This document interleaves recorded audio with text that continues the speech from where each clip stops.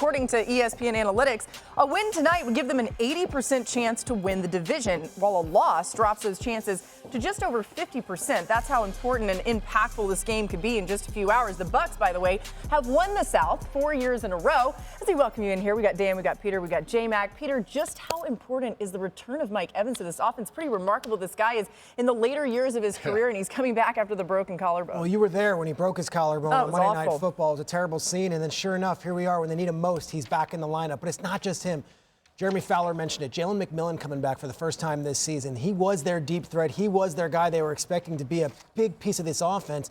And then you add in Ibuka, and of course you add in Godwin. It's the first time these four receivers, and then you add in Bucky Irving, are all on the same time, on the field at the same time. Suddenly, you've got what we thought was going to be the Week 1 offense for the Tampa Bay Buccaneers. Baker Mayfield now has Tristan Wirfs back at tackle and his 5 best weapons on offense. I think it's huge. I think a lot of people, when we look at the NFC, talk about 3 different divisions, then it's kind of an also-ran. We say, oh, yeah, the winner of the NFC South will get the 4th seed, and that'll be whatever, and they'll be out after the second round. You put Baker behind Tristan Wirfs, a healthy offensive line, and 5 weapons on offense, we might have something. I expect them to go absolutely bonkers on offense. They're finally healthy, and they're excited to be that way. It is big because Baker's been banged up. We watched him the other night where his shoulder, everything has been bothering him. And you look at what these receivers have been doing. This past game, they were 3 of 13 on 3rd down, which forced them to go for it more on 4th down. But it's the failure to get open. Right here, they're going to bring Demario Davis down the middle. Watch Rashad White on the blitz pickup and what he does to the linebacker, Demario Davis. Stones him, allows Baker Mayfield to step up in the pocket. Now he gets his vision down the field. Who's he supposed to throw to? All the defenders have jumper cables on the wide receivers. They can't get open. He's forced to scramble. It then leads to 4th down where you're trying to pick up a 1st down. Then it's been the struggle of the receivers not getting open. And now you add a guy like Mike Evans and a guy like McMillan in. Now you give Baker a few more options. Jumper cables. That was a good one. It's a great visual. Well, they're tied to him, right? And it's elastic. Buck them things on. Go ahead and start it up.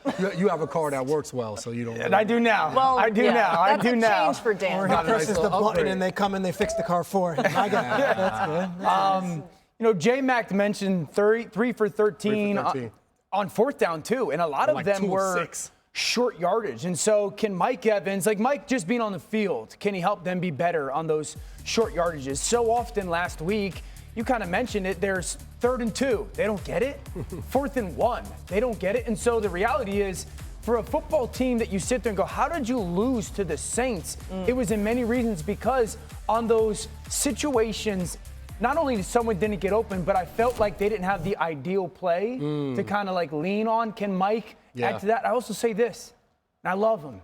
Emeka has kind of plateaued right now. Big drop last week in that game. So does Mike coming back maybe alleviate some of the constant to him and allow him to get back to that level that we saw in the first half of the season? By the way, no Bucs player under Todd Bowles has run more routes on 3rd or 4th and short than Mike Evans. So that's the spot where he can really make an impact. The most interesting man in the NFL this week is Drake Maye. Drake Maye is having one of the greatest sophomore seasons an NFL player has ever had. It's up there with Marino's in '84, Lamar's in '19, Mahomes the year prior, and we can't forget about Brady in 2001. What Maye has done is perhaps even more impressive than what those guys did because of where the Patriots were just 12 months ago. See, a year ago, Week 15, the Patriots lost by 2 scores to the Arizona Cardinals. They fell to 4th place in the AFC East behind the New York Jets. Yes, the Jets, who haven't been to the playoffs since 2010, when Drake Maye was just 8 years old. Just 12 months later, the Patriots are playing in what we call a hat and t-shirt game at home Sunday versus the 5-time defending AFC East champion Buffalo Bills. That's right. A win Sunday clinches the division for Drake Maye and the boys up in New England.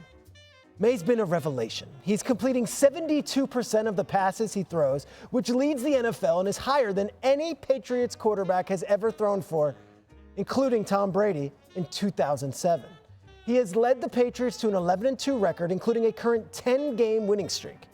Drake Maye is currently the top vote getter in the Pro Bowl games, and he is the only player in the NFL this season to throw for more than 200 passing yards in every single game. See, the MVP buzz is real in New England right now, and that conversation has reached national levels. And Sunday, the guy lining up under center for Buffalo Well, he's no slouch. And the symbolism of this game is real. Celebrating a division title on the field in front of the reigning MVP when this was supposed to be his year and his team's season?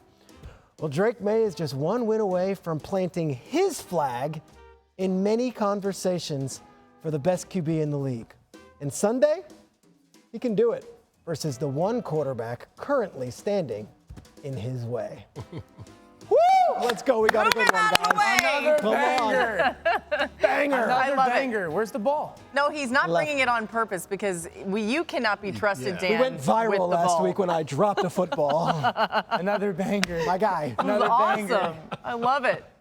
This comes from stuff. across the way. Solidarity. The other guy, he's no slouch. He's not. I love it. I like, too, you get a little shimmy going there. I do. You feel that? Like Feeling myself in week 15, just a little That's your go-to bit. move, huh? Great. This is me at the Great Wolf Lodge. Yeah, we've had a lot of conversation around Peter and indoor water parks in our commercial break, and we'll leave that there. Let's take it to the field this Sunday as the Bills come to town. J-Mac, what does Maye need to attack when it comes to that Buffalo defense? Downfield passing game, and that's been his specialty the entire season. That 70%, 72% completion rate, he's done that as he's throwing the ball 15, 20 yards down the field. He's been pinpoint accuracy.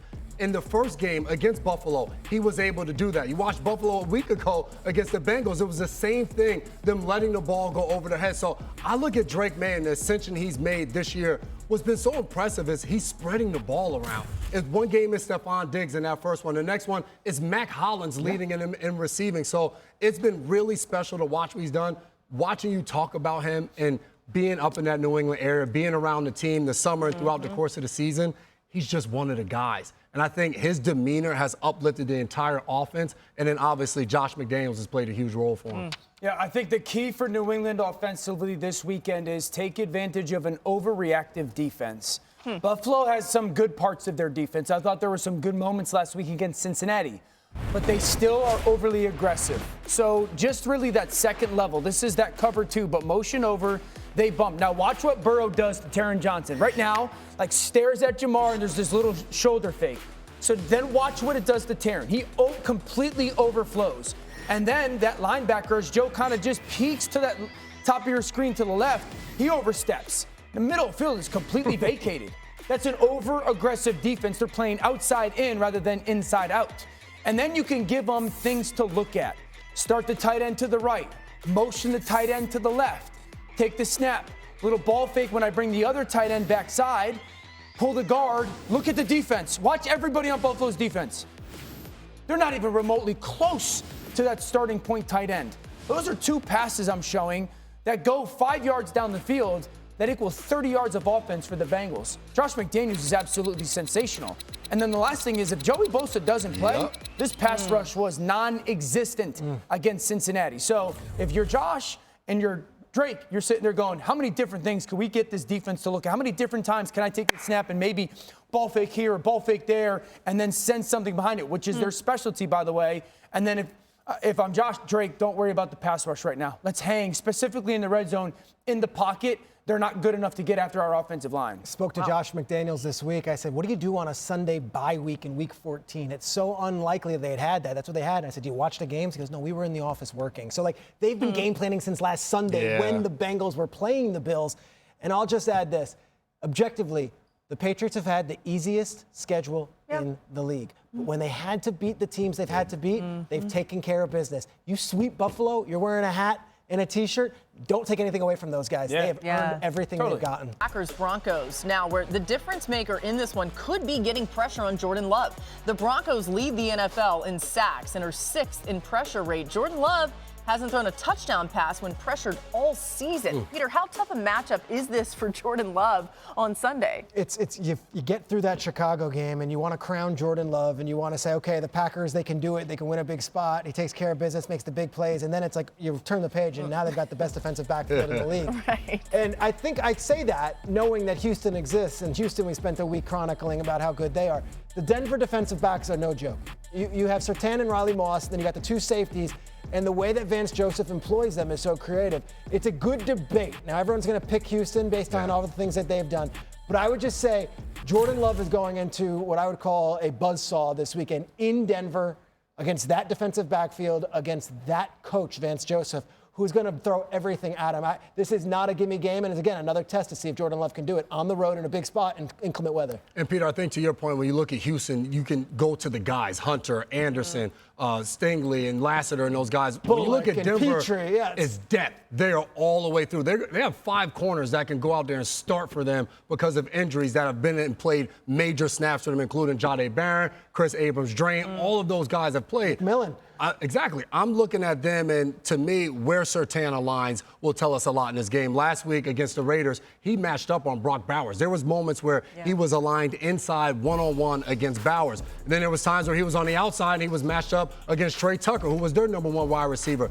Does he match up and follow Christian Watson in this game? That's what I would anticipate he does, because Watson's ability for big plays since he's been back, that's been a huge difference maker for the Green Bay Packers, whether he's in the slot and he's catching a slant, or he just lined up on the outside and he's running a go ball. That's where they've been able to score touchdowns, and where Jordan Love has been able to create those explosive plays. I think he has to. If I was Green Bay and they don't follow Surtain on Watson, I'm throwing the ball to him every play. I don't think Riley Moss can, over the course of 4 quarters, hold him with his size and speed. Riley Moss is a good player. But that and with the PIs that have kind of come his way this season, this is a Luke Musgrave game for me. Okay. Every time that you're playing against this Denver defense, it's out of respect for those cover people.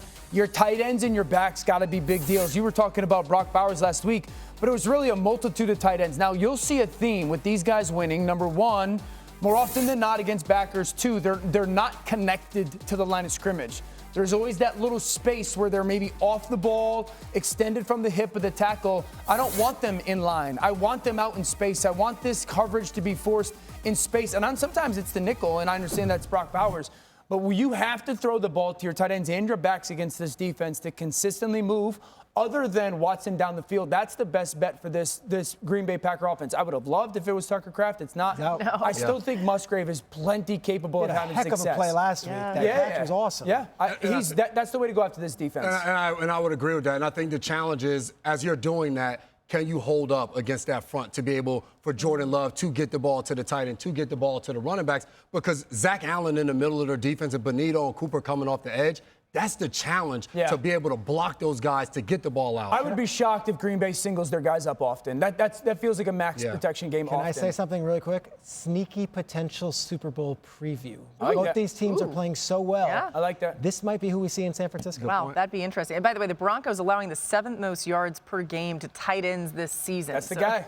That's it.